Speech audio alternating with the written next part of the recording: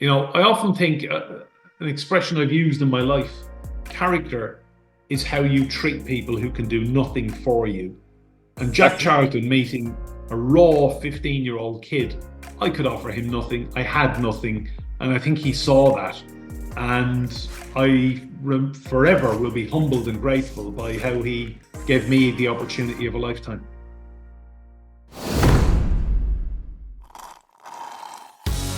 Hi, and welcome to the There's Another Way podcast with me, Adam Halverson. And me, Pete Dolby. And you've come to the place where each episode we'll be shining a light on authentic people who have chosen an alternative path to their new normal to find another way. Hey everyone. In today's episode, we have the pleasure of sitting down with a true broadcasting titan, Enda Brady.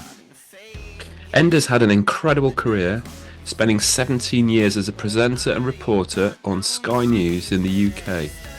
And he's now the host of Roundtable on TRT World, a show that's racked up an astonishing 280 million views. We'll talk about how a chance meeting with a sporting legend kick-started his career in media. Enda shares how he made the most of every opportunity, relying on hard work, resilience, and strong family values to propel him to success. He'll take us on a journey around the globe, sharing stories of interviewing political leaders, sporting icons, and legendary pop stars. Plus he'll recount his experience anchoring Sky's World Cup coverage in 2018. And that's not all. Enda is on a personal mission to run 100 marathons. We'll hear what inspired him to take on this incredible challenge and just how close he is to reaching that goal. This episode gives you a rare glimpse into the life of a broadcaster whose dedication and passion have shaped an extraordinary career. We are truly captivated by Enda's story, and we hope you will be too. There's another way. Well, here we are. I'm absolutely delighted to be joined today by Enda Brady. Enda is a broadcaster and the host of Roundtable on TRT World. Enda Brady, how are you doing today? Good, boys. Good to speak to you. Thank you for having me. Well, delighted to have you on. So thank you very much for agreeing to come on. Whereabouts in the world are you dialing in from today? So I live in rural Oxfordshire in England, and I love it. Yeah, the sun is shining. It's summer in England, and life is good. Yeah, very nice indeed. You're just down the road. We're in rural Buckinghamshire, just down the road a little bit, and so not a million miles away. Yeah, fantastic. So, look, we're delighted to have you on. We have a mutual connection who's introduced us, so I'm very grateful that you've been on. I've heard some fantastic things about an incredible challenge that you're embarking on, which I'm sure you can inform us on. And looking forward to hearing all about that in a little while. But yeah, I mean, typically in these conversations, we like to just have a little nod back to the past, and yeah, find out where life was for you growing up and how that was, and kind of what inspired your career into broadcasting, and ultimately your latest challenge, if that's okay. Yeah, absolutely, boys. I grew up in County Wexford, a small town called Enniscorthy, which is a little market town with a population back then of maybe 10,000 people, southeast of Ireland on the River Slaney. And I come from a working class family. My dad was a police officer, my mother was a nurse. And I went to the local schools in our town. And one day I always read newspapers. I always watched the news. I was always fascinated by what was going on in the world. And I asked my dad, how would it be possible to maybe get work experience somewhere? And there was a local newspaper called The Echo. And I ended up going in there for a week. I met the editor and he said, yeah, sure, come in. And I spent, I'd say 4 days just kind of making tea, coffee, doing sandwich runs for people. It was initially quite boring.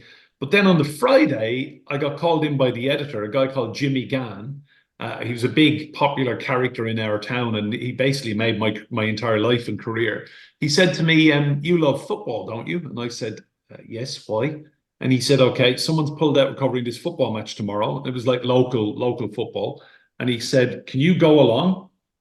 get 6 paragraphs, write the match report, get the scores correct, get the team sheets correct, the referee's name spelled correctly, and it'll go on the paper next week. So I did that, and I got paid for it. And I was like, wow, this is really interesting. So out of work experience, I got a little weekend job, and they continued asking me to do football matches, sports interviews. So the end result was, by the time I started looking into going to university, I had 2 years of a portfolio of lots of interviews. But one crucial thing happened in that week.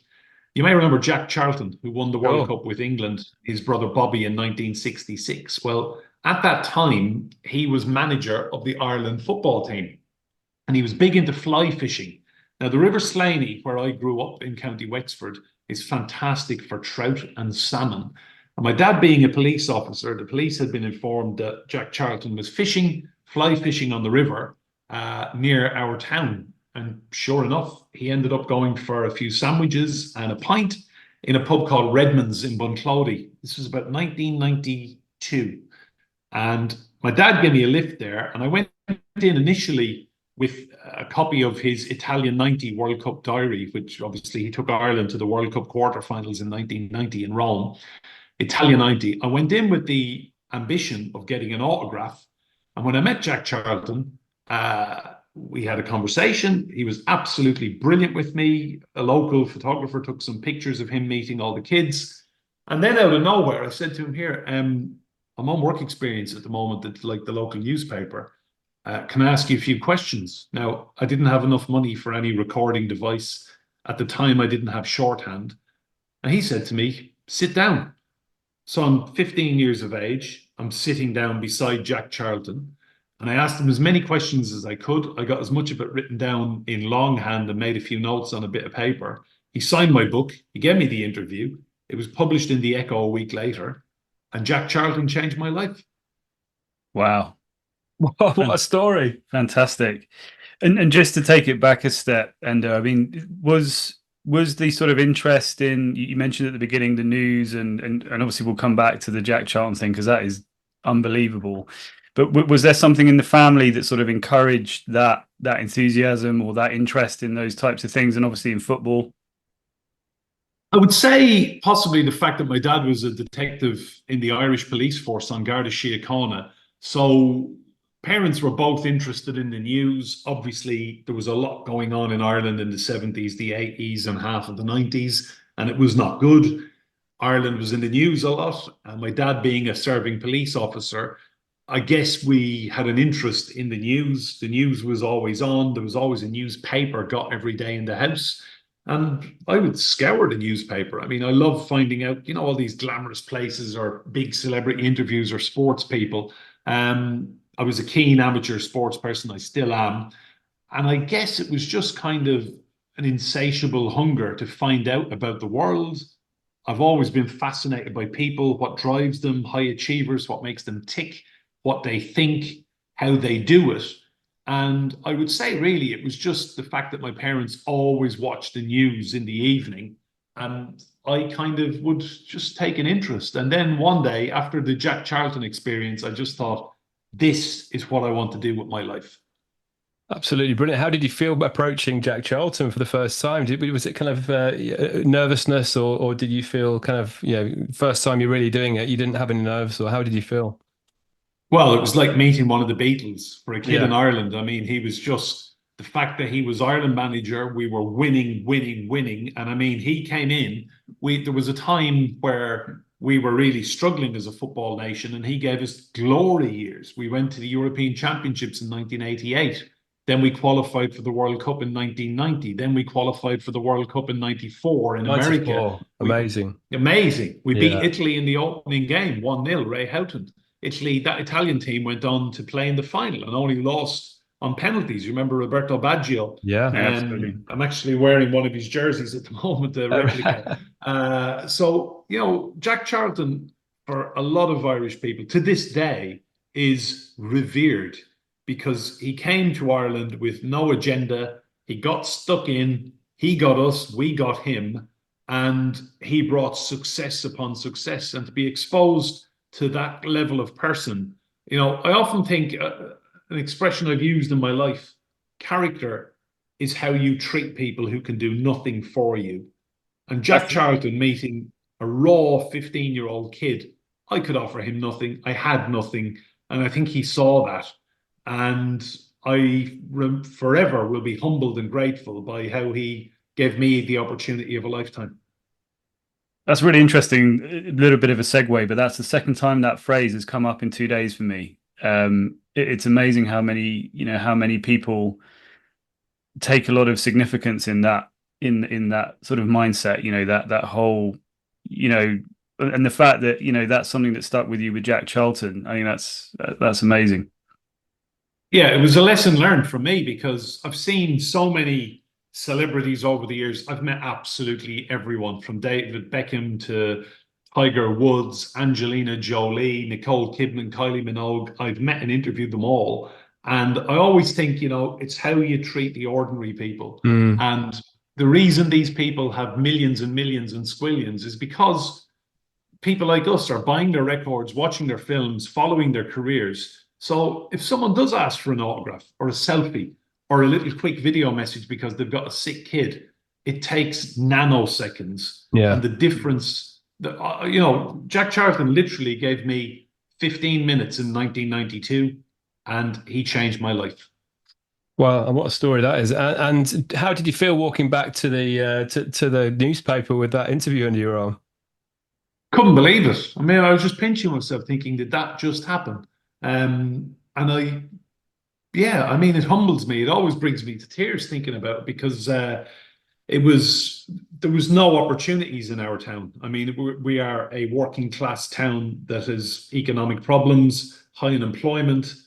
And for someone like me from the Mile House Road in Enniscorthy to have walked away with gold dust that I still treasure, I just don't have the words, really. I mean, it was like walking on clouds. And there's obviously, a lot of other kids in that situation or teenagers wouldn't have had the gumption or the inclination to or the confidence to go and sit with a character like that. Where do you think it's funny. So without going into too much detail, my son, Pete and I met a famous football manager who's very good friends with with probably the most famous football manager of all time, Alex Ferguson. And very similar, he went out of his way to do something really magical for my son. And for some reason, I just couldn't believe the confidence that he had to go up and ask this guy to do something for him. And it's really sat with me for quite a long time. What is it that sort of meant he went up and asked that question and had the confidence to go and do that? And a lot of kids in your situation wouldn't have done that. Do you think there was a reason? Sort of, was it just something in your gut? Was it, is it something you'd learned? Because it sounds as well from what you're saying is that already at this point with your interest in news, interest in sport, even just getting the work experience at the newspaper, what do you think kind of, especially in a town that sounds like it sort of had its struggles, what do you think put that into sort of your character? I think I just remember a little light bulb going off in my head, just thinking, you're never going to meet this man again. You're never going to have this opportunity again. Just go for it. And I would say to any young person out there, be braver, get stuck in, take a risk. The worst that can happen is someone says no. And, you often hear that phrase, never meet your heroes. You'll only be disappointed. Well, I met my hero and it changed my life. So take the opportunity, take the risk, and just see where life takes you. Absolutely brilliant. And where did that take you then after that chance meeting with an absolute legend? What happened after that? Where did your career go from there? Well, after the interview was published, I got more opportunities. National newspapers asked me to write for them. And I started earning money at the age of 16 from writing. And I remember thinking, this beats the hell out of collecting supermarket trolleys, which is another job I was doing. This beats the hell out of collecting glasses in a pub, which was another job I was doing. I mean, I was like Mrs. Rabbit in that kids program. I had so many jobs as a kid. And Pepper Pig, is that Mrs. Rabbit's in Pepper Pig?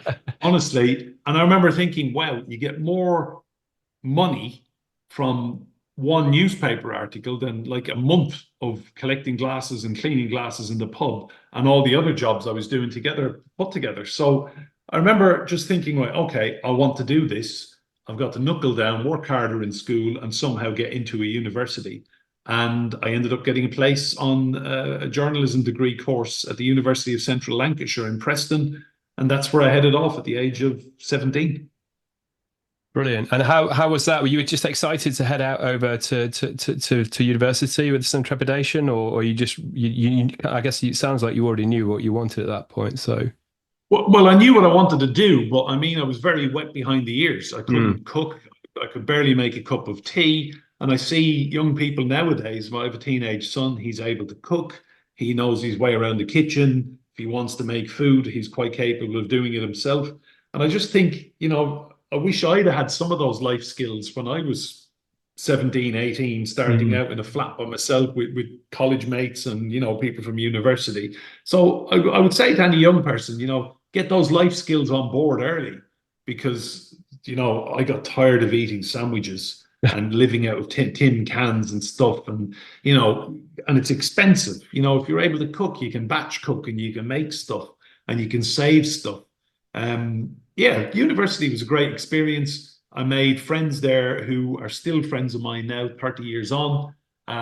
Great bunch of guys. Literally 5 minutes before we had this conversation, one of them dialed in on FaceTime from Australia, lives in Melbourne. We played football together for 3 years at university, and we're all still friends. So, I mean, great learning experience, and came out of that with a degree at the age of 20 and a job, which is brilliant. Straight into a job. Well, the international network's fantastic, isn't it? I had something similar at university as well, and we're still very much in touch today. But it's I think that's it's a great experience. Learning life skills and building that network that you're still in touch with after all this time is great. So you graduated and had a job straight away, did you? Yeah. So the university had a link with industry where you could go on work placement. And I did that in the second year. And then that went so well that after 3 weeks, they said to me, okay, this is the Press Association. It's a news agency, biggest news agency in London and the UK. And they said to me, right, if you pass your exams next year, you can come here and we'll give you a job straight out of university. And while I was there, the first time I was sent to meet Elton John, could not believe that. And then when I joined them properly, I was sent to meet Michael Jackson. And, these are people who, in my little town, they existed on TV screens and in the record shop. And they hit the ground running. Yeah, literally. I was going to say that there seems to be a theme here. Everything you seem to sort of get yourself involved in, it seems to sort of progress pretty well for you. Look, I would say I'm an extremely driven individual. And there's not 1 hour of my life I have wasted, because I just think, how lucky are we to live this life and to keep going. So I would say I don't hang around, and any project I put my mind to, I just think, right, how can we make this the best it's possibly going to be? If there's learning to happen, we learn. But ultimately, I have a saying in my life: the Brady bus gets to its destination, and whether the passengers are on the bus at the end of the trip or not, I will be. And that's my philosophy in life, from work to running to relationships. We just drive on, and it's a privilege to be able to do what we do.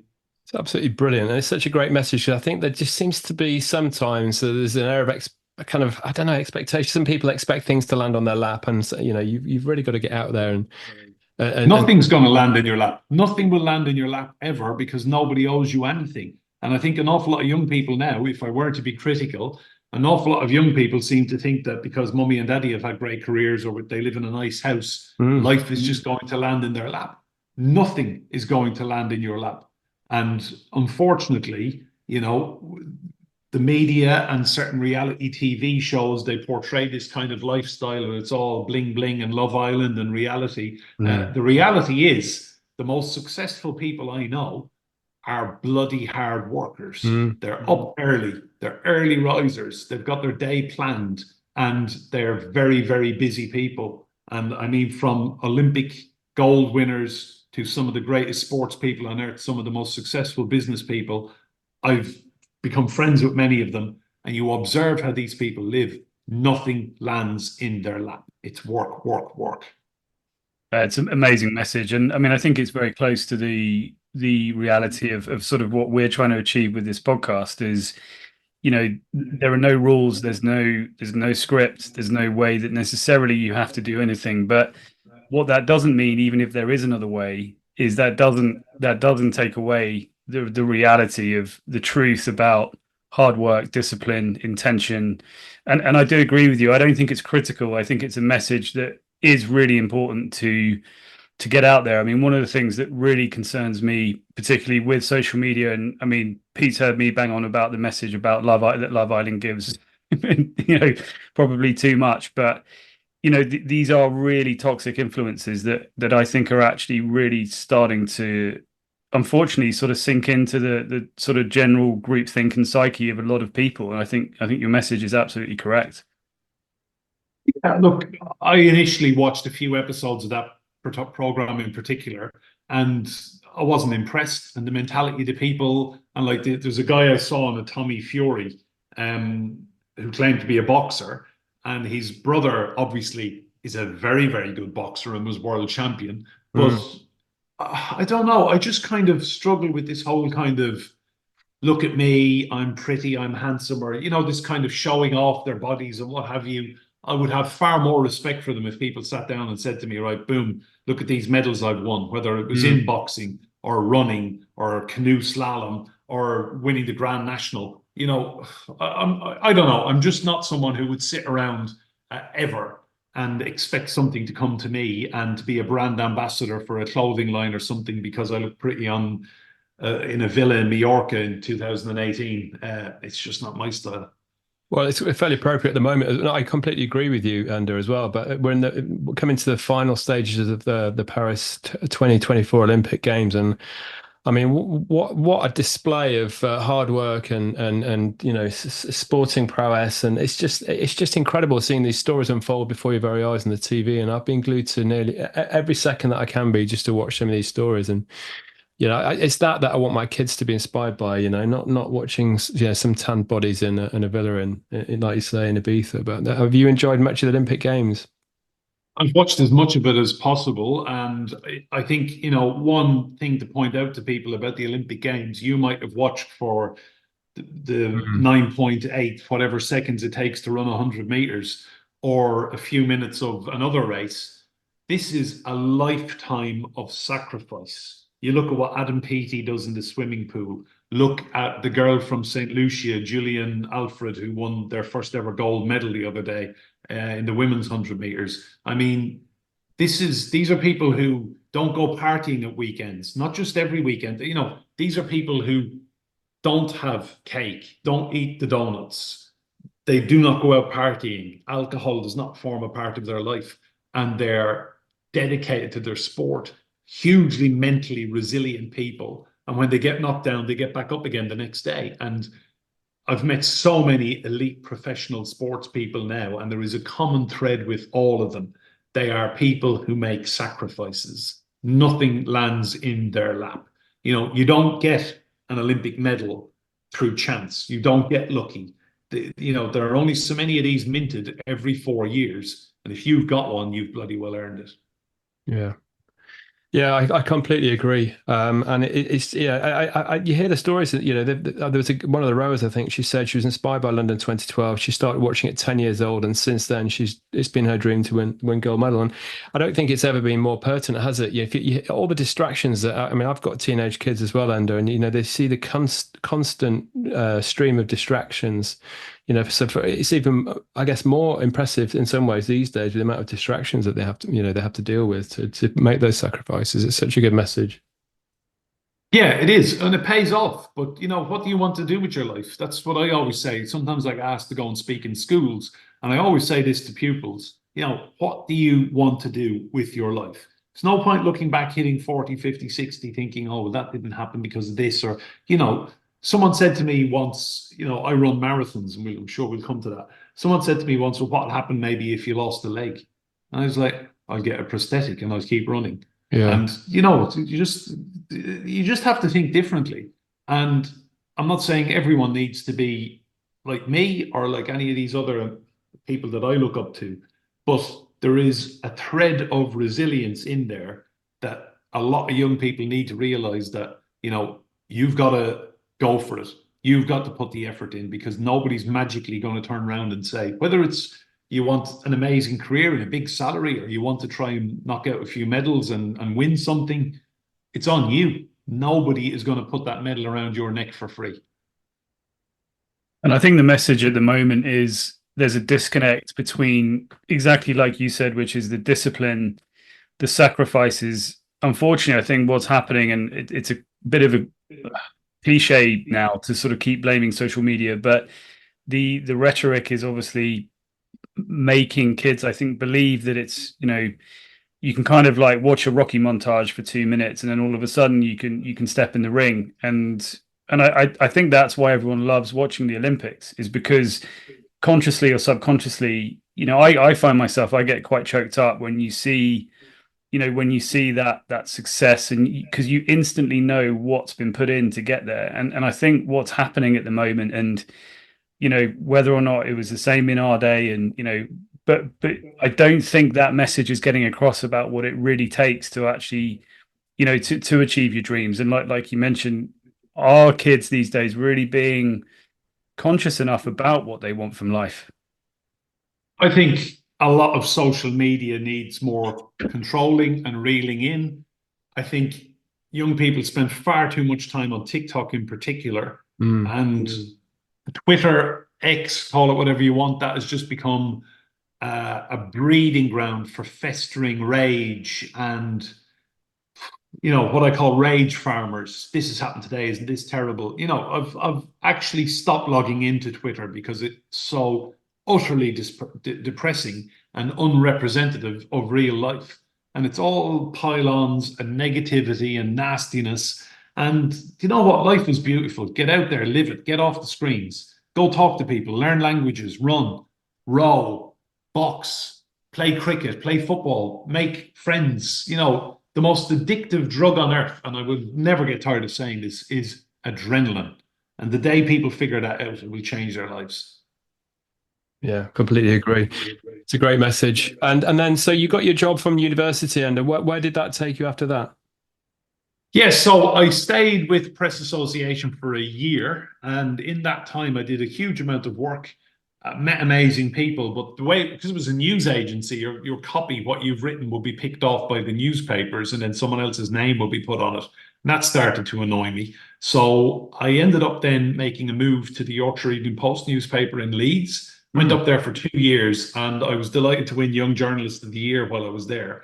So that basically gave me a platform at the age of 20, what was I, about 23, to ultimately get into TV. And I was offered a job then from the Yorkshire Evening Post. I moved to ITV Meridian, which is one of the regional ITV broadcasting companies. I had no TV experience. I went in there, and I spent 4 very happy years there, ultimately learning the tricks of the trade, learning how to broadcast, how to write, how to improve, how to do interviews, the whole makeup of TV and how to make programs. And that was, I joined them in, let me work it out, 99, early 99. So yeah, spent how many years? Ultimately, I stayed with ITV for 6 years.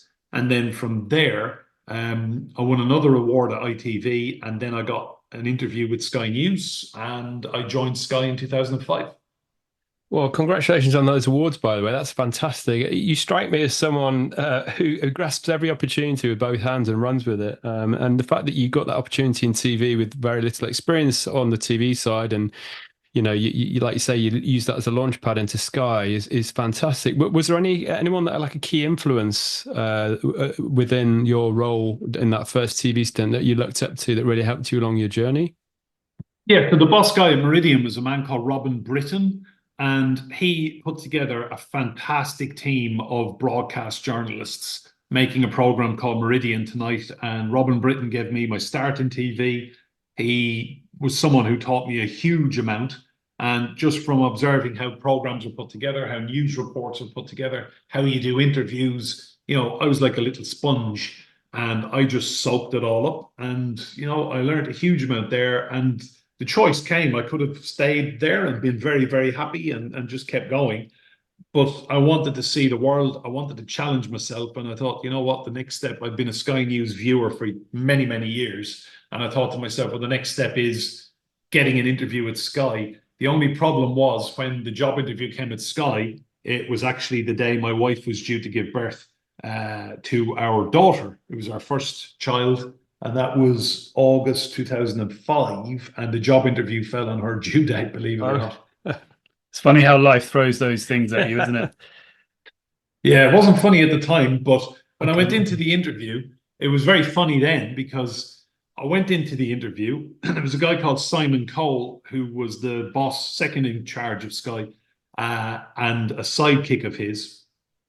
And he said to me, so there was one job on offer as a Sky News reporter, and I was the first person they were interviewing that day. And Simon Cole is a fantastic big character in TV news, a legend really in the Sky newsroom.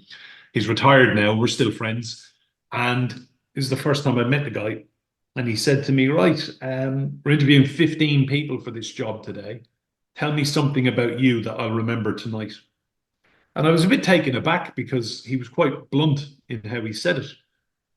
And I thought about it for a nanosecond and I took my mobile phone out and I said, you see this phone? He said, what about it?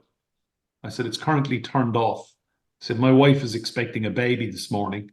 I said, by the time we've finished this job interview, I might be a dad. I said, so if you find someone amongst the other 14 people who are more driven than me, I said, give them the job. And then he rang me about 2 hours later and offered me the job. And that was that. Wow, unreal. I've just got to ask this. I've sort of touched on it before. I'm just trying to sort of understand where this drive comes from, as in, do you think it's just in you, or was there something in your environment growing up, or something in the, the mindset in the town? I'm just really fascinated by that because the intentionality in which you clearly have gone about life and your decisions is fascinating. Yeah, do you know what? I'd mentioned my grandparents really at this stage. So I spent a huge amount of time with my mother's parents growing up in County Wicklow. I would be up there summer, Easter, Christmas, winter, any weekend, any bank holiday, anything like that. I would go to County Wicklow and I had the most magical time with them. And they were very, very hard-working people. So that was my mother's family in County Wicklow, and I had the most magical childhood summers. I didn't spend Christmas with my parents, my two brothers, sister. I just went to my grandparents, and they instilled a work ethic in me because they were both very, very hard-working people. And then my dad's parents in a place called County Longford in the Irish Midlands. My grandfather was a farmer, a dairy farmer, so he worked every single hour. I mean, farming is a really tough life. So he was a very hardworking man, but the standout character who I would say really was an amazing woman was my grandmother on my dad's side of the family. Bridgie Brady was her name. She suffered a terrible accident 4 weeks after giving birth to my dad. She fainted with my dad in her arms. He was 4 weeks old. And she fell into the fireplace. So it's a big farmhouse. Fire was roaring. It was around Halloween. It was late October in 1947. And tragically, my grandmother suffered very, very serious burns injuries to her face and to her hands and her body. My dad landed on the hearth of the fireplace. He was uninjured. But my grandmother suffered really terrible injuries, and she was in and out of hospital for years and years and years. She had 27 skin grafts, and we're talking about 1947 here. So this was fairly primitive skin graft surgery. And she survived. They didn't think she was going to live. They were constantly being called to the hospital that any minute now she was going to pass away. She lived to 86, and she had, as I say, very bad burns injuries, limited use of her hands. And seeing her and the way she worked, got on with life, I never heard a bad word out of that lady. I never heard her complain about anything or anyone. She just got on with life. And over the years, you hear people saying, "Oh, I'm struggling with my mental health." I hear all this rubbish nowadays from modern people, and they genuinely have not got a clue what it's like to have a bad day, what it's like to look in a mirror and see that you're never going to look the same again. And that was my grandmother. So for everyone that, I often get criticism, or you're too extreme, or you're too driven, or you work too hard, or you do this too much. I never listen to it, because all I've seen from key family members is work, work, work. And these were people who lived fantastically happy lives. But I would just say that one story, and that is a true story, that happened to my grandmother in October 1947. Absolute legend of a woman. And she lived her life.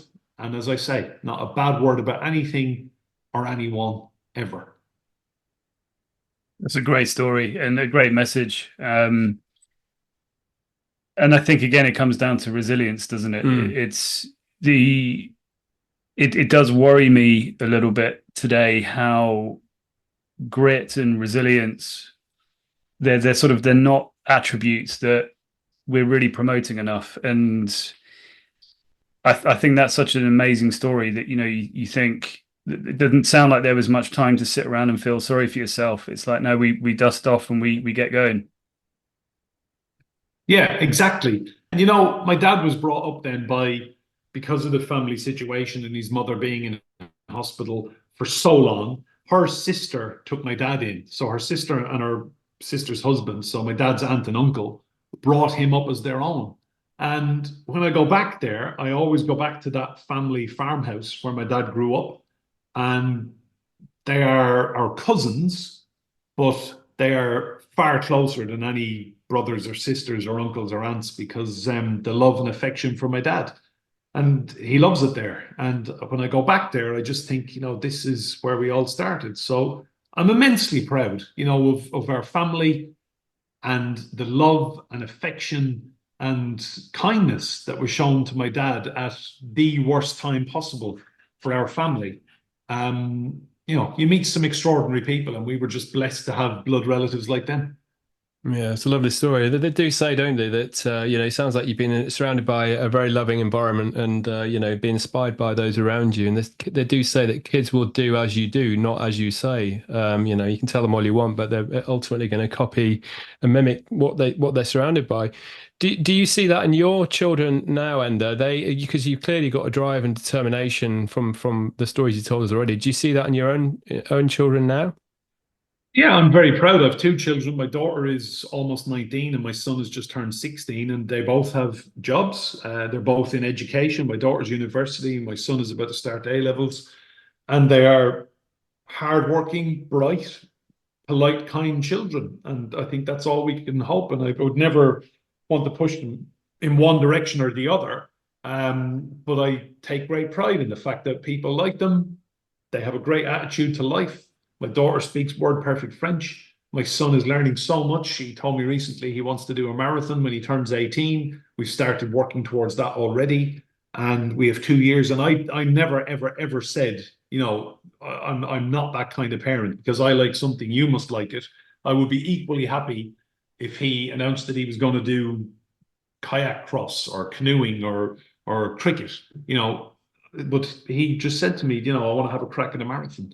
So the work has started, and he will get there. I'm sure he will. Lovely. Yeah, I think that's fantastic.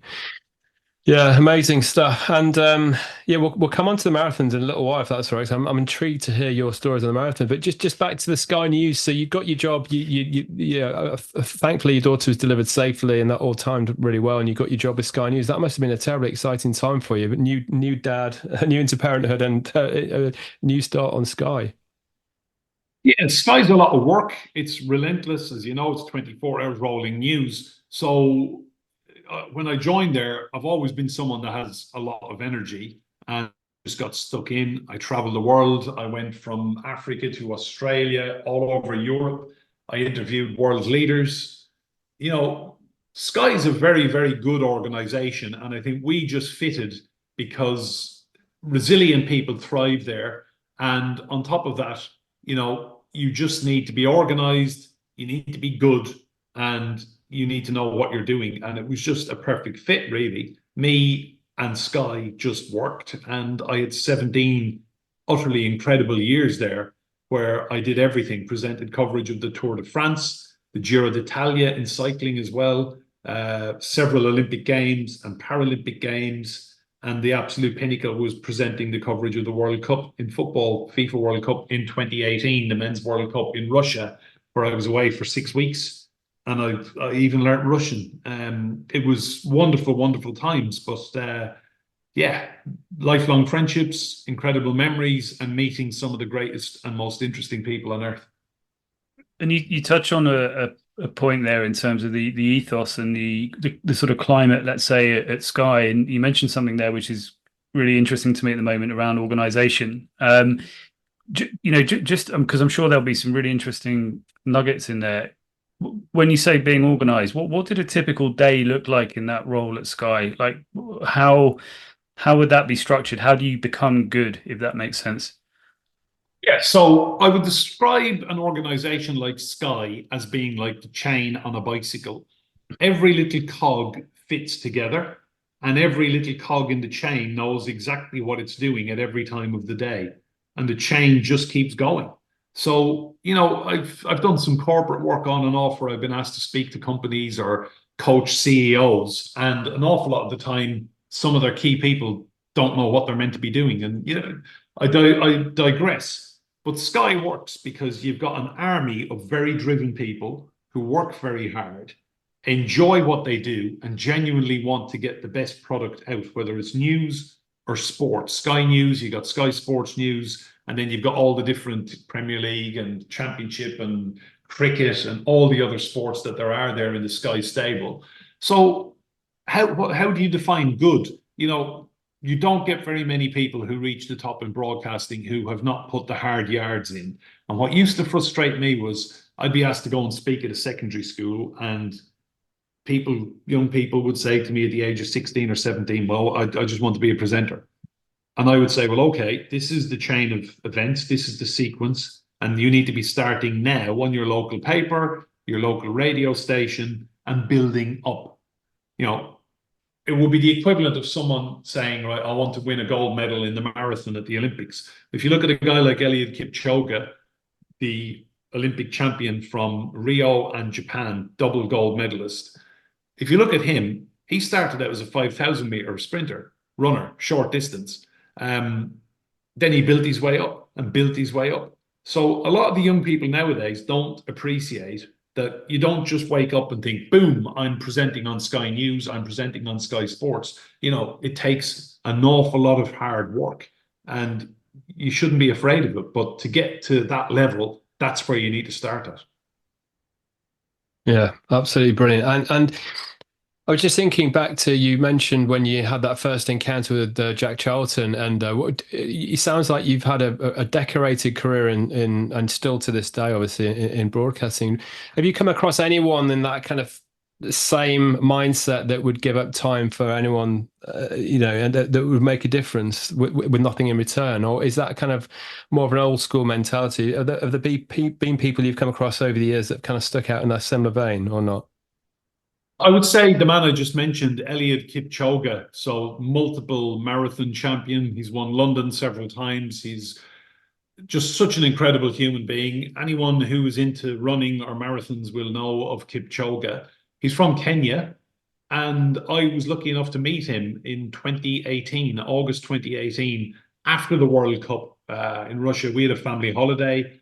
I then did the Tour de France coverage for a few weeks in France, and then I flew to Kenya to run 5 marathons in 5 days cross country in a race. There was like some brilliant athletes, actually, some really superb people in that race. There's 45 people. I finished 15th, which I was chuffed with. Wow. 5 marathon distances in 5 days, cross country, up and down hills and mountains in Kenya, valleys, savannah, beautiful countryside, wildlife. We saw rhino, giraffe, elephants. It was incredible. But on the end of the 4th day, we're at the camp. So basically, there's the finishing line obviously moves each time. and you're running that distance. And you've got all your food in your rucksack. You've also got to carry a sleeping bag. So it wasn't just running. It was a lot of kind of weight on your back as well. I think I had 9.5 kilos when I set off. But as the week goes on, you're eating your way through your food packs. So the rucksack gets lighter. And the race director, it's organized by a company called Beyond the Ultimate. And it's an English guy who runs it called Chris King. He's a runner himself, fantastic guy. And he said, okay, at the finishing line tomorrow on the end of day 5, he said, we've got a special guest. Eliud Kipchoge is coming down to the finishing line. Wow. And because I followed him in his career, I knew he was training for Berlin in September, just a few weeks away. I knew he was training to break the world record in the marathon in Berlin. He lives in Kenya, albeit a long way away from where we were. And then the next day I woke up, I remember not sleeping brilliantly well because it gets quite cold at night in Kenya, and I hadn't factored that in when I was packing. So I thought, okay, we just got to punch through 50K, get this done. And then if what he says is correct, Kipchoge is going to be there. So I remember the last couple of kilometers dragged, and it was on gravel. It was in a place called Ol-Pejeta, north of Nanyuki, which is north of Nairobi itself, 5 hours drive north of Nairobi.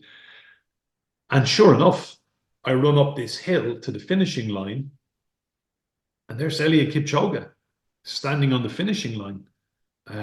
I ditched my rucksack, ran across the finishing line. I ran into his arms, and I was quite emotional, I guess, really. Yeah, I had tears in my eyes. I was quite upset.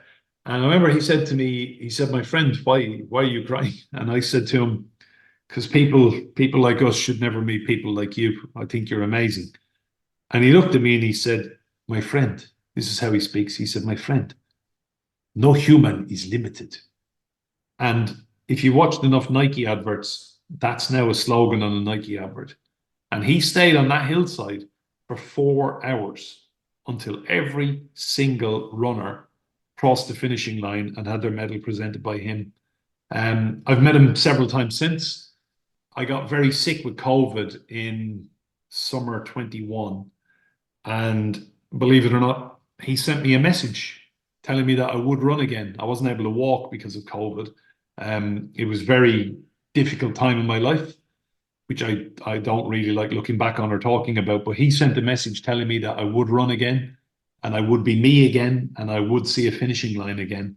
And it was just sheer perfection. And that to me, that to me is an elite athlete and an even better human being giving time to someone like me. I can never thank him enough. Wow, so generous. It sounds like an amazing guy. And so generous with his time as well, by the sounds of it. But what an incredible experience that doing those 5 marathons in consecutive days in Kenya, and then having that on the finish line as well. I mean, I'm fascinated to understand where the marathon challenge came from, and what took you on your first journey to a first marathon. I ran London this year, and it's the first one I've ever done, and I barely struggled to walk up the stairs afterwards. And the next day I did do a 5K on the Tuesday afterwards, but I don't know if I could have run another marathon the day after. So what started you on your marathon journey? It's incredible. Yeah, so I got a phone call one day out of the blue from my mother, and she was quite blunt, and she said, this was going back 2011, I think it was. And she said, I've got some news. And like, this is how we talk to each other. How are you doing? What news have you got? What's going on? Tell me your news. She said, I've got some news. I said, oh yeah, what is it? And she said, I've got cancer. And she'd just been diagnosed with breast cancer. Mm-hmm. And this was like, I don't know, you never think of your parents as being people who are going to leave this world or get sick or something bad happened to them. And my mother worked her entire life as a psychiatric nurse. My sister was born mentally disabled, so my mother has not had it easy in life. And I didn't know what to say, so I hung up. We finished the call. She obviously was going for treatment and all of that. And I went for a run. My mother had various different surgeries. She went through a very, very difficult time. And I thought to myself, okay, look, the only way I could kind of process this or channel it into a positive, I thought, right, I'm going to run a marathon. I'm going to set up a fundraising page and let's see what happens. And I put it up on various different bits of social media. I ran the Dublin Marathon a year later. just after the London Olympics, actually. It was October 2012. So I presented the coverage of the London Olympics and Paralympics on Sky. I kept training. I worked really hard at it, and I ran the Dublin Marathon in 3 hours 41. And more importantly, I raised about 6.5 grand for the Marie Keating Foundation, which is an incredible cancer charity in Ireland run by the Keating family. It's Ronan Keating, the singer, and his family. His mother was one of the unlucky ones. Marie Keating was her name. I didn't know her, but I'm friends with Ronan and his sister Linda, and they have done so much good for so many people. And a light bulb just went off in my head, and I thought, you know what, I can start running marathons, knocking them out, and raising money for cancer charities at the same time. And that's what I've done. And I'm now an ambassador for 4 different cancer charities, 2 in Ireland, 1 in England, and 1 in Australia. Absolutely incredible. Well, firstly, sorry to hear that your mum had to go through that. I love the way you've channeled that into fundraising. And congratulations on an incredible time for 3:41 for your first marathon as well. I guess you were well and truly bitten by the bug, having completed the Dublin Marathon. Yeah, so I woke up and I thought, right, what am I going to do next? And then I thought, okay, I'd like to have a crack at London. So I slowly started building them up. And then I got to a level of fitness where I was at one race and there was a woman, you know, the way there's all the kind of hubbub and hullabaloo at the start of a race and everyone milling around. There was a girl in front of me. She couldn't have been more than 28, 29. And she had a Marathon Centurion T-shirt on. And this was one of the most embarrassing things that's ever happened to me. So she saw me looking at her top and she said hello. She was Scottish. And I said, where'd you get the top? So these Centurion shirts are given to people who've run 100 marathons. And they have to be, it's all very official. There's a website. You have to log every single one. They have to be official marathons. And it's serious. So she looked at me when I said, where'd you get that top? And she said, well, I earned it. And I just was incredulous that someone at 28, 29 could have run 100 marathons. I said, you've run 100 marathons.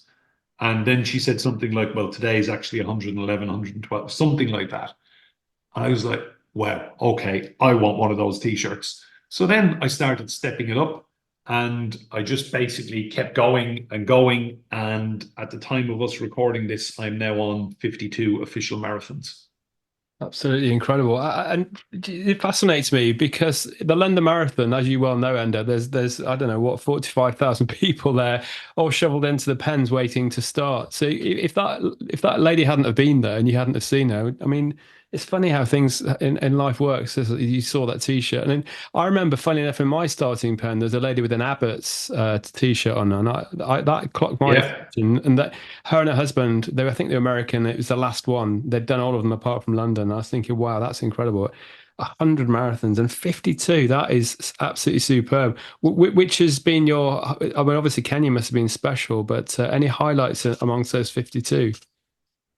Yeah, so my best friend lives in Moscow, and I realized that I could kill 2 birds with 1 stone and go visit a new country and a new city and knock out a marathon at the same time. So I've done 5 Moscows, the fastest of which was September 2018. Obviously, having been in Kenya and run the race in altitude in the August, my blood was, you know, if you run altitude, basically, it's like nature's EPO.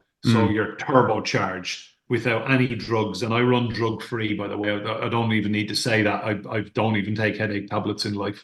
So I came back from Kenya, fit as a fiddle, peak form of my life, and I ran a PB in Moscow, 3:22. Wow. And I felt amazing. So that will always be special to me. Because, and look, there's people out there who will be listening to this and they've run 2:50, 2:20. You know, the world record now stands at 2 minutes, 38 seconds. So, sorry, 2 hours and 38 seconds for a marathon, which the late Kelvin Kiptum, an incredible athlete from Kenya who lost his life in a car crash earlier this year. There's always someone faster than you, but for me, it's a personal challenge. Moscow 2018 was the perfect race for me. I ran around 3 hours 22. I was so happy with that. And then after I got sick with COVID, so there was 7 weeks where I couldn't do anything. I was off work. I was going mad slowly. And I remember thinking to myself, if I can get out of this bed, if I can get walking again, if I can get a jog on, if I can start kind of building back up again, I will run a marathon. So the end of June, I wasn't able to walk.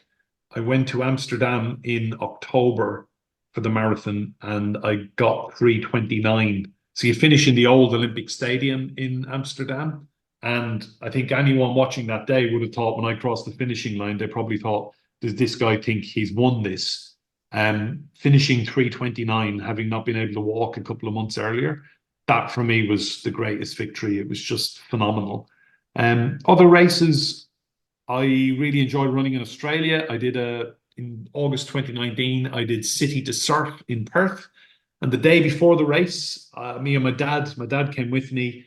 We were out for breakfast.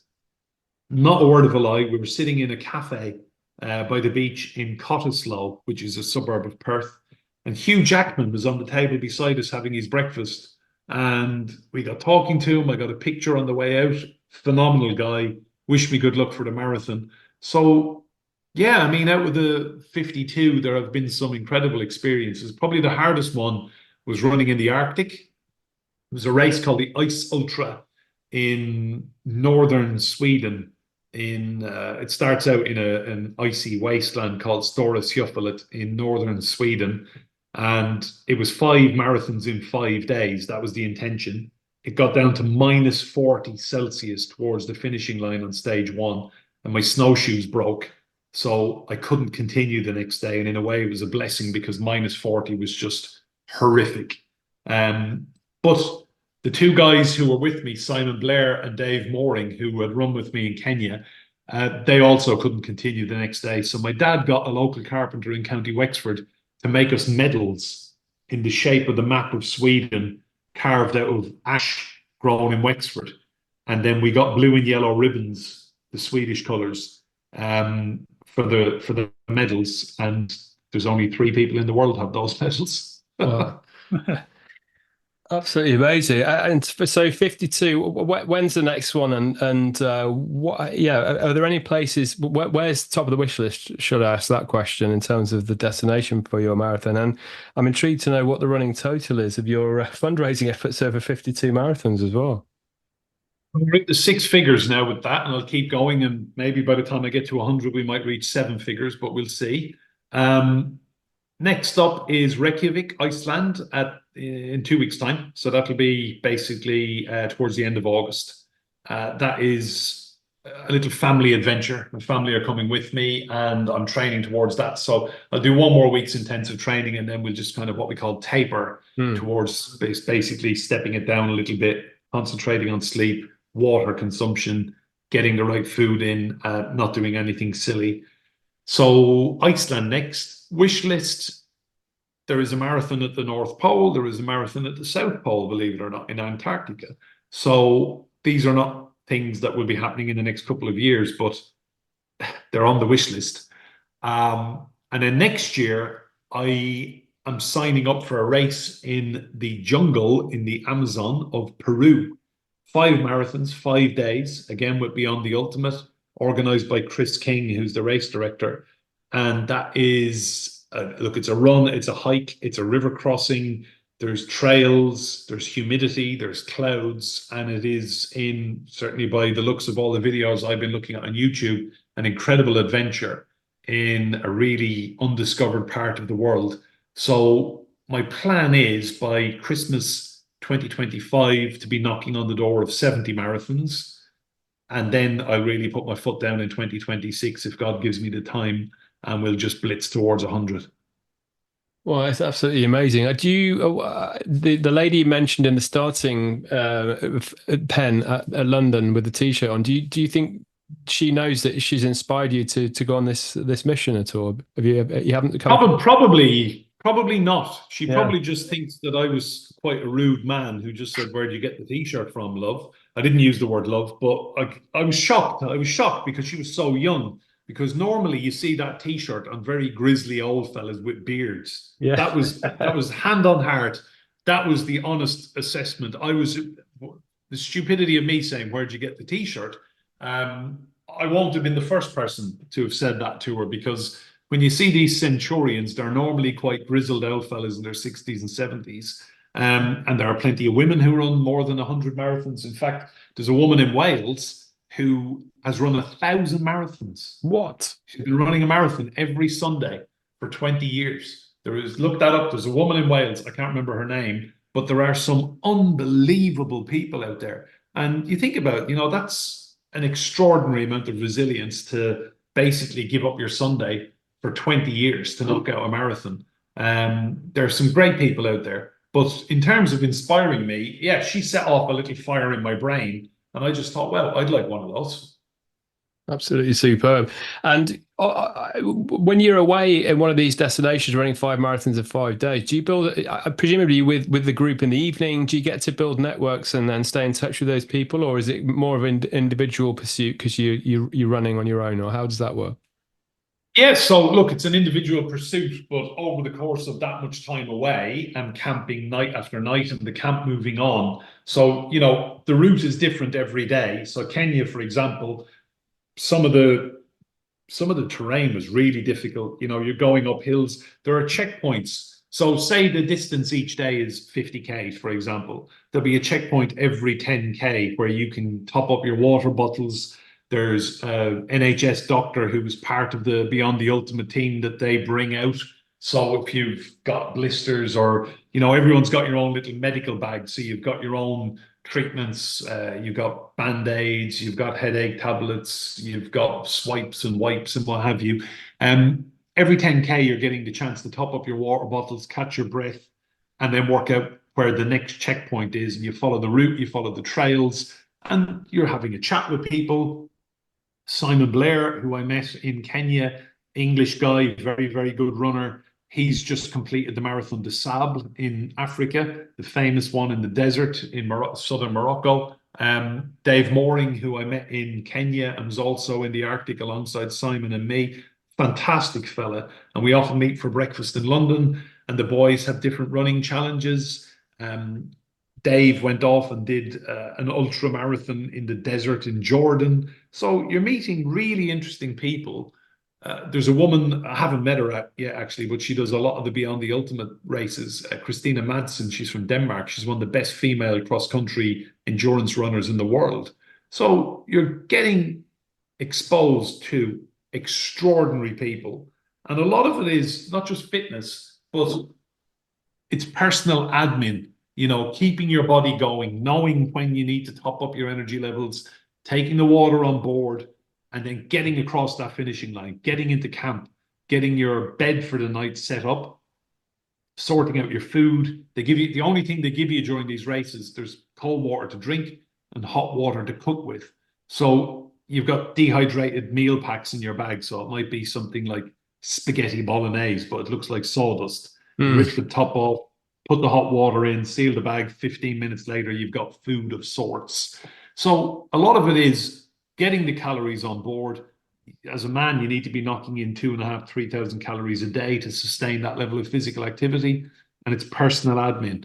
And, looking after yourself, looking after your body, and making sure that you get sleep, you get up, you get going, you eat breakfast, and you get on the move. So, look, I can't wait to get to South America. I've never been before. And God willing, I'll be able to do it next summer. And then maybe in a year's time, boys, I'll bore you all about it. Well, I'd love to hear all about it. It's fascinating. And I think I've spoken to people having done, I've only done one marathon, but people say, I could never do one. I could never do one. But I remember looking at, it's always around the time of my birthday. I used to watch it as a kid on the TV, and I thought it'd be quite cool to do that one day. Having gone through the experience, and I had a similar motivation to you, and I lost both my parents and I ran for them. So I had a big why to get up every day when it's sideways rain and you really don't feel like it. But I do think it's more achievable than most people think. They hear the word marathon and think, well, not for me. But I think once you get into the training regime, you quite quickly get up to a point where you feel like you're ready to do it. But doing 5 in 5 days, absolutely. 5 in 5 days is a different level. So now I've got to think about how I can get to that level. But it's amazing to hear it. So thank you for sharing that, and well done on your achievements so far. Thank you. No, I just want to keep going, stay fit and healthy, avoid injury. I've never had any major injuries, thank God. And we just keep going. But you're right, a lot of people say, oh, I could never do a marathon. There's a marathon in everyone. And I would say to people, you have to go and try one. It doesn't have to be London. Pick a small one, pick a cross-country one, or a race that happens near you. Get a good pair of running shoes, treat yourself. Get socks that are not going to give you blisters. Get some nice running gear. And just get out there and see what happens, because we spend so much money on stuff that really is not helping our lives or our health or our fitness.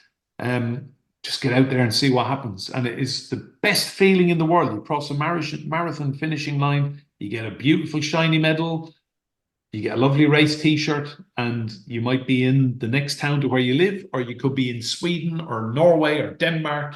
And you've seen lovely properties and houses and how people live in these countries, and you come away feeling enriched. It's very addictive. It really is. Yeah, amazing. And just on the spending thing, that's a bugbear of ours that we've talked about quite a lot, isn't it? People just wasting money on stuff they don't need. You see it so often, but yeah. Yeah, I mean, look, you honestly go to a pub now. You're not going to get a pint of lager for less than £6. If it's in London, it may be £7. And you go out for a meal with your family. And I'm not saying don't spend food, don't spend on meals out, don't go out. We blitz cash on stuff that is, gone today and forgotten about tomorrow. Whereas, I apologize to nobody for spending £140 on a decent pair of running shoes, because they last me 4 or 5 months. I get great enjoyment out of them. And if you go out on a Friday night, have 3 drinks with your friends, and that's £40 gone within a couple of rounds. And whether you get a taxi or whatever, or a bag of chips and a kebab on the way home, whatever, 40, £50 up in smoke. So the enjoyment you get out of buying decent quality training gear, I love it. Honestly, I love it. And Enda, just on that note, actually, with your schedule and the amount of running, do you find time for a drink, or if that's not too personal a question? Oh, no, absolutely fine. Look, I'll answer anything you ask me. I don't live like a monk. I probably have more drinks than I should for someone who's doing the amount of running and training and exercising that I am. But I've certainly cut back in recent years. I would say I don't want to be one of these people who heads into middle age, and I'm 48 now, so yeah, okay, I'm middle aged. I don't want to be one of these people who whacks on weight and doesn't look after themselves. I want to give myself, look, it's a beautiful life, and I think we should live as much of it to the level we want to. And yeah, you can still have a nice glass of red with a meal, have a couple of cold beers with your mates and just catch up, but just kind of give yourself a chance to do these things. And no way am I preaching about a monastic existence and everything has to be natural water from the springs of the Himalayas or Fiji or wherever. Just give yourself a chance. But in all honesty, I think, we see an awful lot of problems with the National Health Service. We're constantly being told doctors are inundated and the NHS is overwhelmed. I think we do an awful lot of this to ourselves. Don't get me started on smoking and vaping. You'll be here all day. But we can just, with a little bit of intelligence and smarter living, we can give ourselves a chance. And that's all you need in life.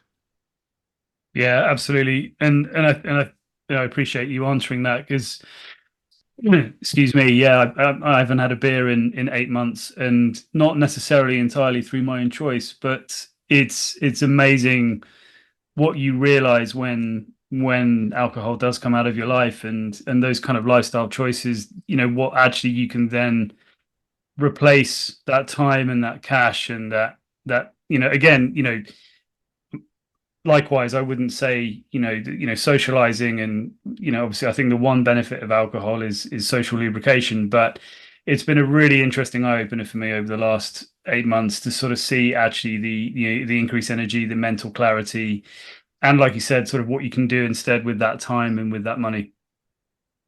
I think we are guilty in the Western world, certainly in UK and Irish society, of thinking that life or socializing revolves around alcohol. I work with Muslim colleagues, and the effort people put into food and cooking, and when they go out for a meal, I was in a Palestinian restaurant recently in London. I had a lemonade with mint, and it was I just remember sitting there thinking, this is one of the most refreshing drinks I've had in years. And the level of skill and the way it was presented in the glass, I remember just thinking, my God, this is what we should be drinking. Whereas Western society, and certainly in Ireland, absolutely everything revolves around the pub. When are we going to the pub? Who are we going to meet in the pub? What are we going to drink in the pub? You wake up the next day and you've burned 50, 60 quid. You've got a headache. If you've drank too much, you're worrying about what you said or who you've offended, or did I say this or that? Oh God, was there bad behavior? I mean, there's so much more to life than this constant pressure to drink. And we are bombarded with advertising, for various different brands. And now, as the younger generation are completely moving away from alcohol consumption in Western societies, all these beer companies are now realizing, well, hang on, we still got to make money. Let's knock out 0% products. And they're everywhere now. And good luck to them. But, don't be afraid to just build a bit of resilience and think, I don't need this to have a nice time, because you really don't.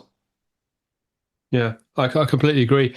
And I spent some time in Kuwait in the Middle East with work, and I remember having a mint tea over there, and it was one of the best drinks I've ever had in my life. And they put a real ceremony around the food, don't they? They fill the table with food, and it's a real kind of ceremony, for want of a better word, isn't it, with the food and in those cultures. But you're really about connecting with the people around the table, and they sit there for hours, and no alcohol in sight. Yeah, exactly. And I mean, I work with a lot of Turkish people. I'm learning Turkish. And one of the first phrases I learned was "sağlıklı yemek." It means healthy food. And when you see, I've spent a lot of time in Istanbul in the last year and a half, and you see how the food is presented. It's basically grilled meat or fish. You've got grilled green peppers, and then you've got rice and flatbreads, and perhaps a bit of hummus. And it is so tasty and so delicious. And you're not funneling ultra processed food into your body. It's very, very good, high quality food, carbs, protein, extremely healthy stuff. And I think for too long, certainly in the UK and Ireland, we've been putting so much rubbish into our bodies. And these food companies have been profiting off it. I mean, look at the volume of crisps and chocolate and cakes and ultra processed absolute rubbish that we've been piling into our bodies. It's no wonder the NHS is stricken. Yeah, I know. We keep meaning to do a dedicated episode to nutrition and all, because it's something we talk about all the time off there, isn't it, Ads? But yeah, I completely agree with you. And by the way, what a beautiful place Istanbul is. I went there with work as well. I just absolutely loved it. But yeah, we need another session to go through the nutritional side of things. But yeah, just heading back to work a little bit. And Sky News, you say that came to an end after you were there for 17 years. Yeah, just kind of reached a stage where I'd done everything I wanted to do. And I looked at it and I thought, I don't want to be one of these career people that just kind of stays their entire life pretty much in one place. So I came to the decision that I wanted to see what else was out there.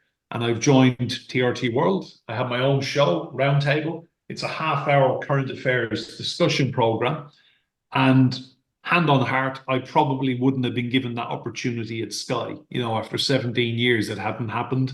And TRT have given me an amazing opportunity. So I've taken on Roundtable. The numbers are higher than they've ever been. We're getting high-profile guests on, and we talk about everything from politics, business, economics, sport, finance, you name it, environmental stuff, sustainability, amazing topics. I pick the topics. I have a fantastic team working with me. We get the guests in, we get them round the table, and I approach every episode with the view that what Adam Bolton, who was the political editor at Sky, said to me early on at Sky News: an interview is a failure if you don't learn something from the other person. So it's a show that I hope people enjoy watching Roundtable, and that having watched an episode, they come back for more and they feel that, yeah, they've been learning. Yeah, brilliant. And it sounds like you really enjoy what you do, and especially if you've got the variety of subjects as well. You said before we started recording, you get an enormous amount of listeners or viewers. We've 280 million households tuning in worldwide to Roundtable on TRT World. So I'm blown away by that. And my ambition next year is to get towards 300 million and keep going. So it's brilliant. I'm blessed to do what I do. I love doing it, and it just makes me get out of bed. And, I'm constantly looking for ideas for the show. Who can we get on Roundtable? How can we do this? How can we do this better? And I just approach it like I do any of my races and marathons, preparation, execution, success. Yeah, I was going to ask actually, because we were just talking before we started recording about the type of themes that you cover and the type of topics. Again, it must involve a huge amount of research, and I guess it's the kind of thing you've got to be on point for. And I'm assuming you've really got to be doing research and keeping current. Yes, so I read voraciously. I knock out probably 3 or 4 newspapers a day, various different magazines, but, just constantly keeping across things. And then when it comes to it, we're sitting around the table, half an hour flies by. So you do really need to keep across stuff. You need to be aware of the counter arguments as well and what people might come back with. But it's a good, healthy debate. And I'm not interested in gotcha interviews where you're shouting at people, or you're like Piers Morgan, or your big diatribe at the end, what you think. I always think the viewers are tuning in and they want information, and I'm a conduit of the conversation. So that's how I approach it, and the numbers are paying off. I mean, Roundtable is going from success to success at TRT, and I'm very, very proud. Wow, fantastic. Amazing. Yeah. Where do you do the recording? Do you do it in London, or do you travel abroad for the London? London, yeah, London. Yeah, we have our own studios on Gray's Inn Road. Fantastic team. I've just got like the best producers. Goldan, our floor manager, is fantastic. Irem looks after my styling and makeup. And then Sebele Ensari is our director in the gallery. Just brilliant people. We have recorded shows abroad. We've done some in Brussels at the European Union building, and we've done some in Paris for the Olympics as well. I love it. And look, in 2025, we will be on the road even more. And my ambition is that maybe once a month, we will take Roundtable on the road. And what would be my dream scenario is that we can knock out a marathon after the show and keep going. And fantastic. And it's interesting you mentioned there Piers Morgan, because I do, my personal opinion is I find him quite frustrating to watch, because he sort of does take an approach, and I find sort of often it's kind of about him and sort of trying to get his sort of version of events across. I haven't seen your show, if I'm honest, but what it sounds like is you take a balanced view to how you approach, which I think personally, at the moment, obviously we've had the riots going on this week. I think we're really lacking that, and actually the room for sort of honest discussion and debate. In terms of, obviously there's been in the press a lot recently, characters like Tommy Robinson, Andrew Tate, I guess Farage, these sort of, let's say, divisive figures that are being presented in a certain way. What's your take on sort of where we're at on that type of thing? Because like I said, it's coming across to me that you sort of try and take a very sort of balanced but have a healthy debate sort of type approach. I consider myself a journalist first and foremost. And journalism, you've got to be right down the line and balanced. Now, Tommy Robinson, or Stephen Yaxley Lennon, to give him his actual name, he now claims to be a journalist.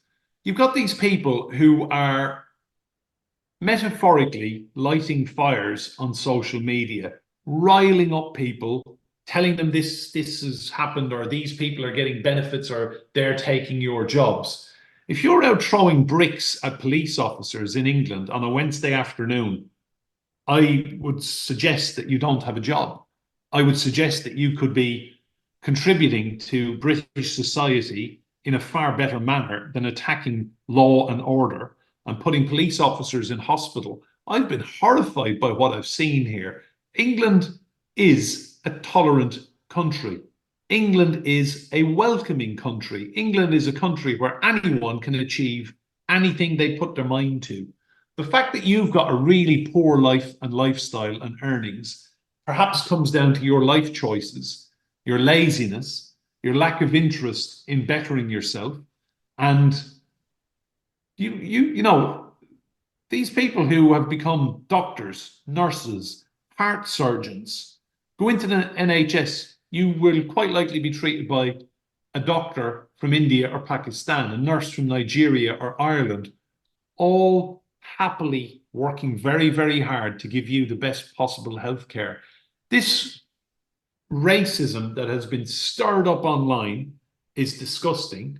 You've got really poor politicians, a handful of them, I'm not going to name them, who instead of condemning the violence and condemning the people hiding behind Cross of St. George flags and going and hurting police officers and hounding people out of shops and businesses and burning shops and libraries. I mean, think back, the Nazis burnt books. And then we see these people turning up in Liverpool the other day, burning a library. You could not make this up. You were dealing with a tiny, tiny minority of people who claim to be speaking for the majority of the English public and society. I think there are far more good people in England than bad. And I've been appalled to see this Yaxley Lennon character on a sun lounger in a 5-star resort in Ayia Napa in Cyprus, directing everything and whacking out tweets and calling people this, that, and the other, and the snidey, sneery language and railing against what he calls the mainstream media. These people claiming to be English patriots while living in Tenerife on an Irish passport, as he does. But I just find it mind-boggling that anyone can be taken in by this. It's shocking. And I think the one shining light in the last week has been the fact that Britain now has a prime minister who used to be a prosecutor, ran the Crown Prosecution Service, a public servant, not a failed journalist, not a bad hedge manager who's just obsessed with money, an actual human being who has served this country as a public prosecutor. And all these guys now getting riled up by social media posts they've seen or whatever they thought has inspired them to go and attack police officers and businesses and fellow human beings. They're now being hit with 3-year prison sentences. That's kind of taken the sting out of a lot of the rioting in my book. Yeah, absolutely. Yeah, I think there's going to be some serious jail time, I think, coming up. That's for sure. They moved so quickly as well, didn't they? I mean, yeah, absolutely. Yeah, I was actually with a friend from the Met Police who was saying, there's one thing that the police do very well is they, once it gets to this level, they manage these situations very well, which I think they've done actually. But no, it's a really, really interesting take, Enda. Thank you. And again, it sounds like the sort of topics you cover, they're very, like you said, you're always looking for sort of new topics, and they're quite broad and quite ranging. Yeah, absolutely. I like to pick topics that I think people will be interested in, and we get fantastic engagement. The show goes out 3 times, it's repeated 3 times in a 24-hour period. And then on top of that, it's then put up on YouTube where it lives forever. And sometimes the numbers go astronomical, and sometimes they just kind of are quite at a seriously good level, and they just keep going at that level. But genuinely, I think the role of journalists, I'm sick and tired of all these kind of rage farmers and engagement farmers putting themselves up there as the voice of the people and riling up people and distorting facts. Facts are sacred. And the facts of the matter are, in recent times in England, there are 3 families in Southport grieving for little girls who were murdered. And there is a suspect who has been charged with murder and several counts of attempted murder. And that suspect was born in Britain. That suspect is not a Muslim. And yet, social media platforms have allowed certain individuals to speculate and put out a fictitious Muslim name And the end result is all these people go off and start attacking the police and instilling fear into communities who are working hard. I mean, I can't imagine what it has been like for Muslim people, in particular, in the last few weeks, women who wear a veil or a headscarf in communities, or black or brown people going about their daily lives, working and wondering, are they going to be targeted by these racists? I think it has been a very, very scary time. But as we've seen in recent days, there are far more good people than bad in Britain. Yeah, I hope you're right, and in my heart of hearts, I think you are right, and yeah, that's what I cling to, and certainly bringing up children into this world. I remember my mum saying to me years ago, "I feel sorry for your generation coming into the world as it is today," and I kind of see that now with my kids. We're so divided, as I mean, yeah, I've got friends all over the world from my various traveling days, and just from different backgrounds, different religions, and just there's so many so many good people in the world, and it's just, I find it so interesting to find out about different people and their cultures, and it's such a shame that some of the people are so narrow-minded, and they don't allow themselves, like you mentioned earlier on, Enda, about they don't want to better themselves. They're very closed mindset. They think they know everything, and not prepared to go out there and see for themselves. Just believe what some troll's written on social media is disgusting. But yeah, look, I think words have actions, and in the coming weeks and months, a lot of people are going to be finding out that those words have actions, whether you've said it or put it up on social media. It's a shame for these people that they're going to end up arrested, spending time talking to police, possibly going to court, possibly being punished. We just need to root this out of society. And unfortunately, we've had many, many years now of elected representatives at a political level in the UK coming out with various different, fairly racist agendas and telling people that this is okay. And I'm going to call him out for it here and now. Boris Johnson, writing newspaper columns where he ridiculed black people. He made fun of Muslim women, comparing them to post boxes or pillar boxes, if I remember correctly. He has had a go at Irish people. He has had a go at gay people. And because of his background and the posh voice, the average person on the street thinks when they read this, well, if it's okay for Boris Johnson to say it, I can say it too.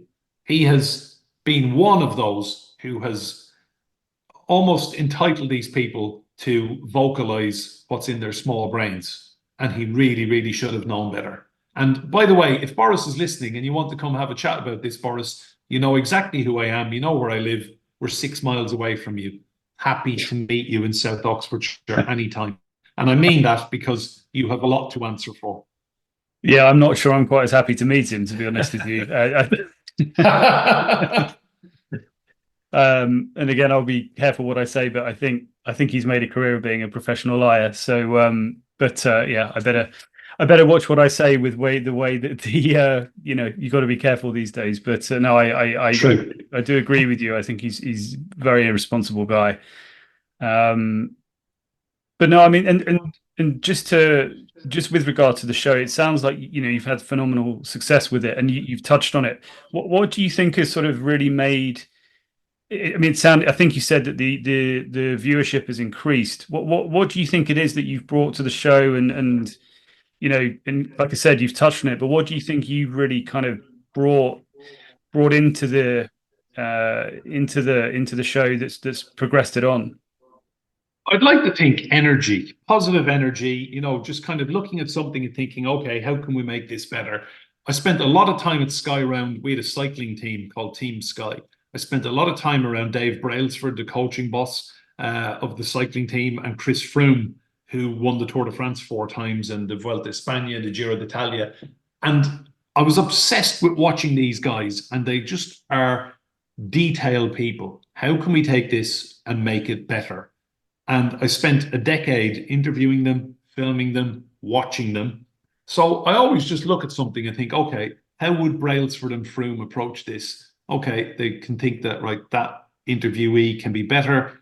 This clip that we can play in, that's more interesting than that. So I just take a really kind of analytical approach to stuff. And I think, right, how can we improve this? And the end result is if you put thought into something and you care about it and you're passionate about it and you put energy into it, it can only get better. Yeah. And that's what I've done everywhere I've ever worked. Really interesting. The aggregation of marginal gains, I think, is Sir David Brailsford, isn't it? I mean, as Yeah. a suffering Man United fan in recent years, what are your having worked with him in close quarters, and what do you feel he'll bring? But be able to stamp his mark on Old Trafford and the Manchester United football team background. Yeah, it's interesting. I've interviewed Jim Ratcliffe, the owner of Ineos and now 27.7% owner of Manchester United. I've interviewed him a few times. I've spent time around him, and I've spent a lot of time around Brailsford. Now, a couple of things. Ratcliffe is someone who has amassed a huge personal fortune. I believe he's worth £26 billion. He's a very intelligent man, very, very switched on, a workaholic. He's from Failsworth, I believe. He's Greater Manchester. Local boy. He was the first person in his family to go to university. He has not ended up a multi-billionaire by accident. So he has great intelligence.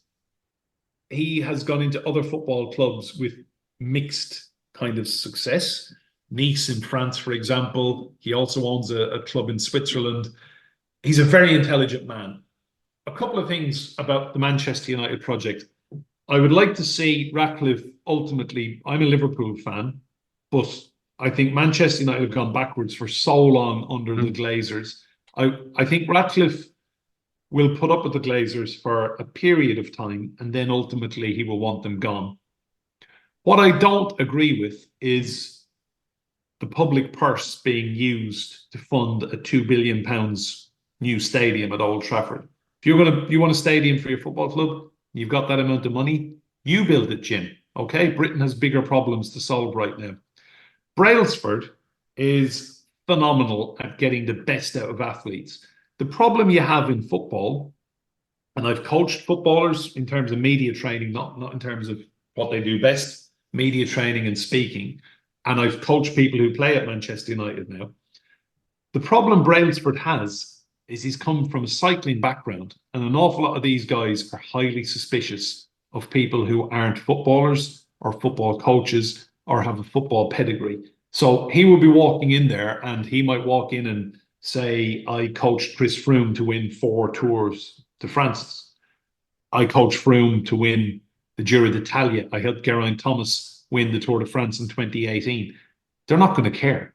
So football needs to open, in particular, the Manchester United lads need to open their minds to the fact that maybe they're not the best athletes in the world.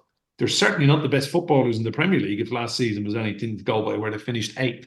So I think they need to be able to take on board what they're being told. Brailsford knows what the human body is capable of. He has worked with Wiggins, Froome, Egan Bernal, Geraint Thomas. These are serious, serious athletes with an awful lot of big victories behind them. There are guys at Manchester United who, let's face it, okay, they've just won the FA Cup. Apart from that, there's some of them who have won nothing. And I think it's the mindset in football that needs to change. David Moyes, after he inherited a really poor squad from Alex Ferguson, he didn't stand a chance. I've known Moyes a very long time. Didn't stand a chance. So the Manchester United project, I think, in the next couple of years is going to be fascinating. I think Ten Hag, whether he is the right man or not for the job, he'll be gone by Christmas. I've absolutely no doubt he will want to be one of the first Premier League managers to get the boot. Yeah, I agree. And I think Manchester United now, okay, they've made some good signings. It's unfortunate that the young guy they brought in from France, Lenny Yoro, I think has hurt himself. He's out for 3 months.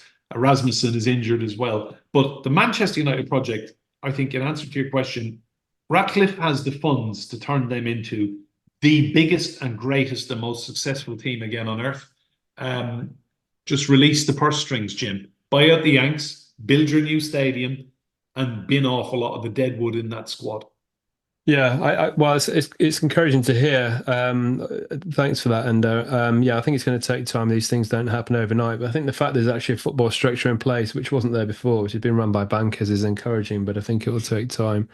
But yeah, I take your point, and I think coming from cycling into football, it will be interesting. I mean, they seem to make their judgments pretty quickly in the dressing room, don't they? And so it'd be interesting to see what happens moving forward. And are you happy with? I mean, obviously, Klopp is going to leave a big hole at Liverpool because he was such a big character. Yeah, but Liverpool fans seem fairly happy with the new guy coming in. Slot, is it? Yeah, look, I've spoken to some Dutch people who know him and have followed him for a long time, and they are hugely excited and they think he will take Liverpool to the next level. My only criticism so far is, and okay, there are many, many days until the end of the transfer window, we haven't bought anyone in. So it's going to take a while to get used to not seeing Klopp, because I think he was such a special human being, such a great communicator, and a very charismatic, intelligent leader. He fitted Liverpool and our club and city perfectly. Slot, I think he's playing a new type of football, but I do think, if we couldn't get the better of Manchester City last season, the season before it, 4 seasons on the spin, we need to be spending money.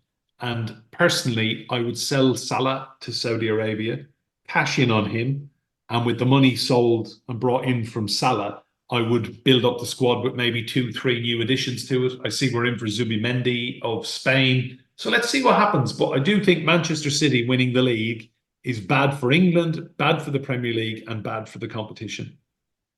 Yeah, I do agree with you. And unfortunately, we're going to have to suffer it tomorrow because we're both going to the community. So I have no doubt we'll be walking away pretty miserable. But I think we've made our minds up, though, on this, on the result of that. Let's see.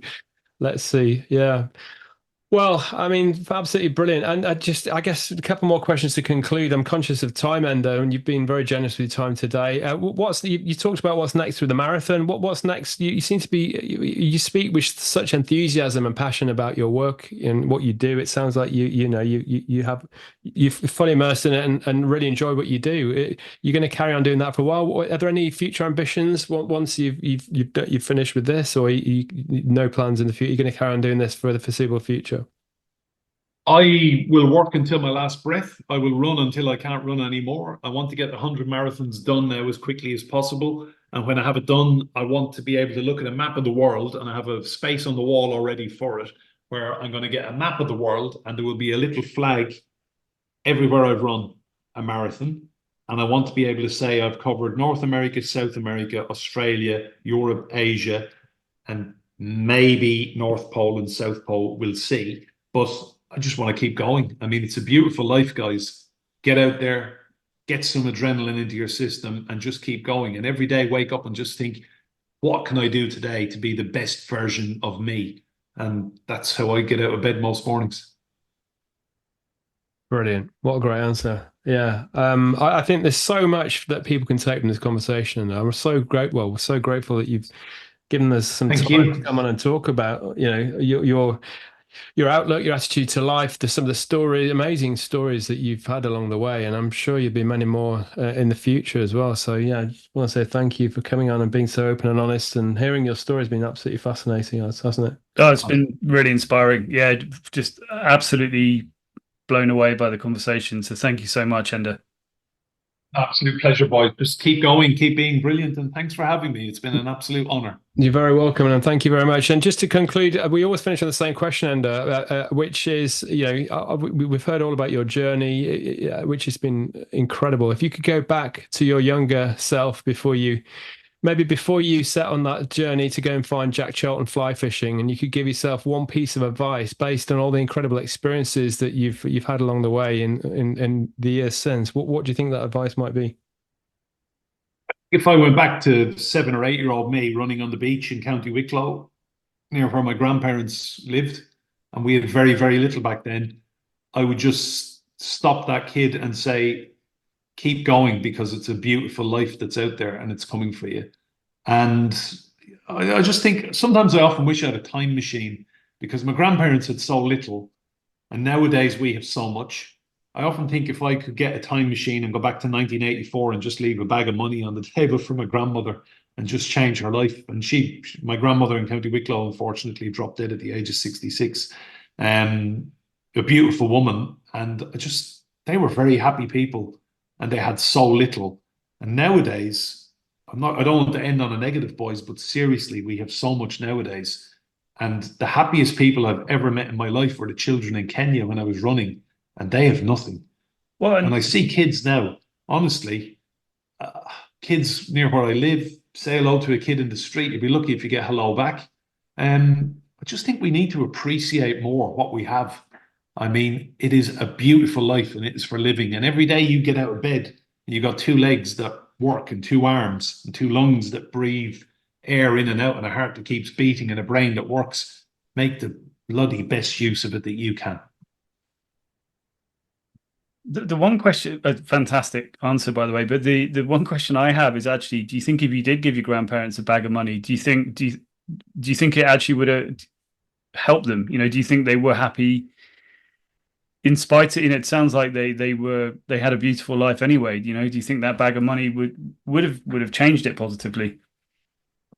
In all honesty, probably not, because they were happy with their lot in life. But it's been on my mind a lot about just how people were able to make do, or, you know, me and my granddad would go fishing and we'd catch mackerel. That was something we used to catch a lot of in County Wicklow. 5 Mile Point is the name of the beach in Wicklow, near a little village called Newcastle.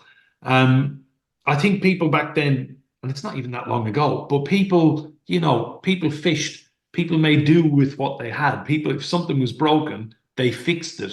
If there was an elbow gone out of a jumper, it got darned and fixed. We live in such a disposable culture nowadays. It's shocking.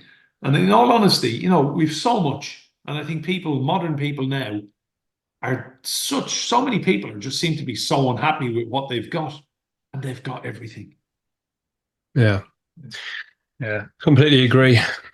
Brilliant. Well, and thank you again. That was just such a real special episode to hear, your journey and all the incredible things on the way. And kudos to you for the marathon stuff as well. Your attitude to work. There's so much people can take away, and I'm certainly going to be looking at that marathon challenge now because I think it sounds fantastic. So thank you for bringing that to us, and thank you for your time, and wish you the best of luck with the Reykjavik Marathon in a couple of weeks' time, and maybe we can chat again when you've hit another milestone and see how your journey's gone on from there.